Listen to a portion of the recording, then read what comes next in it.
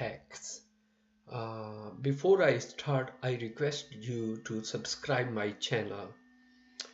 Spoofing attacks are a technique in which an attacker impersonates another user or device on the network. It is easily depicted by using IP addresses. In this example, we have host A, host B, and host C.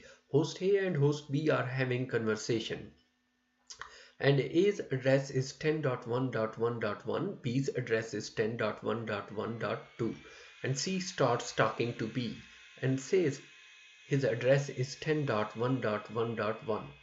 All of a sudden, C is now spoofing A to inject himself into the conversation.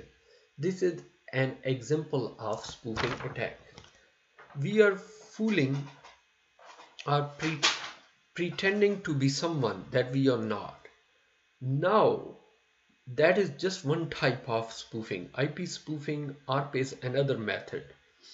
DNS is another method, and email is another method of spoofing that we commonly see in our network today. ARP spoofing, well, when we think about it, ARP is the idea, address resolution protocol, of translating IP addresses into MAC addresses so that we can create the layer 2 header and send traffic out on the physical network. If we don't have ARP resolution, we can't create an Ethernet frame. Well, what is the reason for spoofing ARP entries or spoofing somebody's MAC address on the network? Well, most likely to intercept data. We saw this in our ARP cache poisoning example. Essentially, what happens is an attacker sends out a message, a gratuitous ARP, and says, I am the gateway. He's spoofing the IP address of the gateway and providing a new MAC address. The hope is that the gateway and the host that are communicating will send their traffic through the attacker device.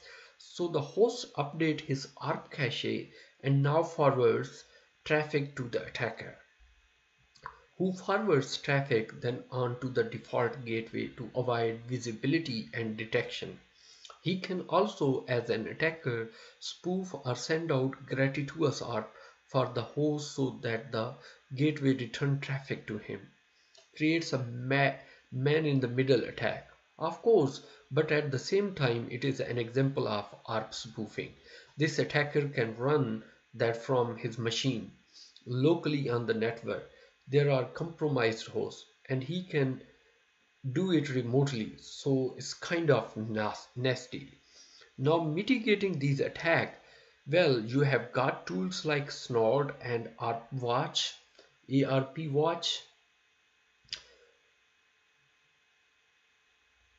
that are going to help me identify this behavior as it happens on the network. And intrusion prevention system like our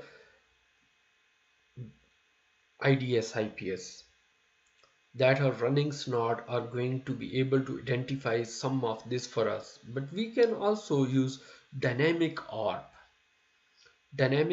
inspection that will help us to mitigate some of these ARP spoofing attacks. So I will recommend you to use DAI. Returning to the example of IP spoofing, we saw how an attacker can inject himself into a conversation where we had A and B having that conversation, and C decided to come into the picture and spoof an address. That is just one example. Another example is using IP spoofing as a method of launching a denial of service attack. So here is how that could potentially happen. Alright, let's just assume that we have a gateway router and it is connected to our local area network at 10.1.1.0. On the outside of that gateway router, we have the internet. As you can see in this example, the internet has an attacker sitting out there and the attacker is sending traffic in. We have a server that is on the 10.1.1 network. It is an address of 10.1.1.100, and that attacker is coming in with the source IP address of 10.1.1.50. Okay, so our gateway router is not doing any check to see if that source address should be allowed. And the packets come in, and remember we said this was going to be a denial of service attack. The server gets this request. It is from 10.1.1.50 and it is a TCP send message. Well, I am on the 10.1.1 network, so when I reply, I am going to send an R for him, and maybe he actually responds.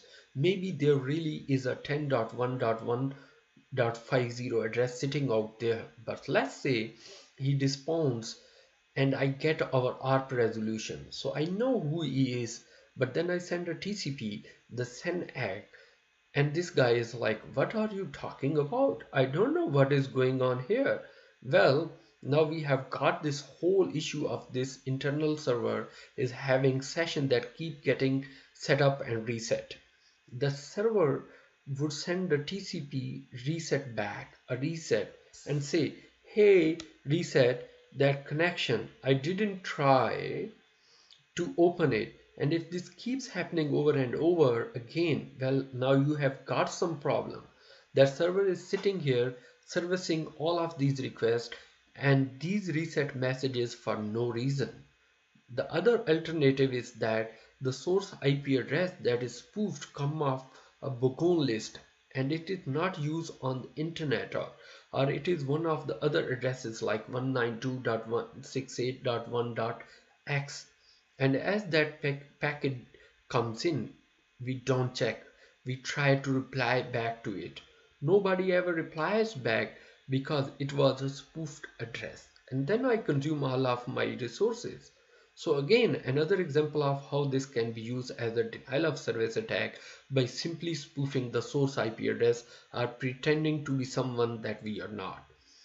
So how do we mitigate against this? Well, simple. We put an access control list on our outside interface and we tell it don't allow traffic to come in if it is sourced from any of the private RFC 1980 addresses or any of the Bogon that are known and the list of other addresses that are known to be unused addresses.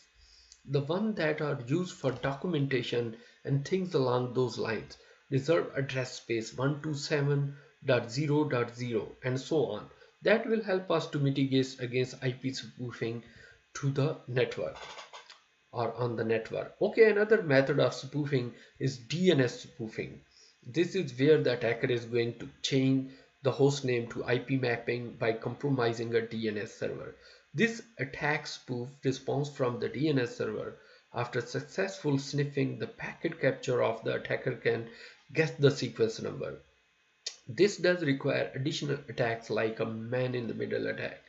But once the DNS server is spoofed, then the attacker can send false reply pretending to be a server. Spoofing the server sends back reply that are pointing us to wrong websites.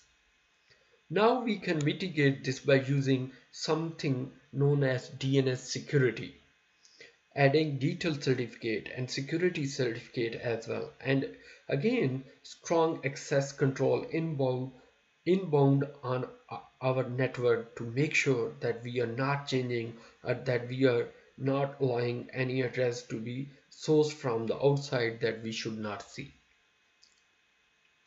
And finally, another attack vector, another spoofing method is email spoofing. And so I remember actually how can we launch email spoofing. We can use we can open an application like Pine, P-I-N-E, and can spoof email attack.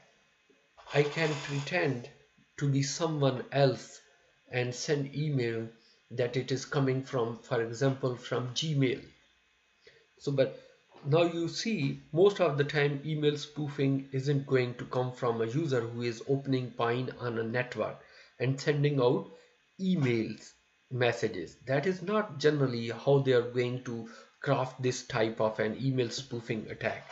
But usually what happens is there are SMTP servers that lack authentication features, and because of that they will be compromised. Emails will be relayed through them and can spoof anybody else's email address. You may have seen this yourself. sometimes you look at your junk mail folder and you have got a bunch of email that look like they came from you. And upon further investigation, you find out that even though it has your email address in the form portion, it does not track back to you. It's because someone is spoofing your email address, and you can check this by checking out the email header. Now, how do we protect against this? Well, spam filtering. Of course, we want to watch our email address to see where the message actually came from. And obviously, we want to watch for malware that can be delivered in email spoofing attacks. So we don't want to click on link or attachment that we are not expecting. And then finally, encrypt your messages and digitally sign your messages. And if you do this, then you are adding just another layer of security that will help prevent against email spoofing. These are just a couple example of different type of spoofing attacks, a very real attack that we have to contend with. It comes in many forms, but again, as a cybersecurity analyst, we are going to be well aware of each of these. So please subscribe my channel for more videos. Thank you so much.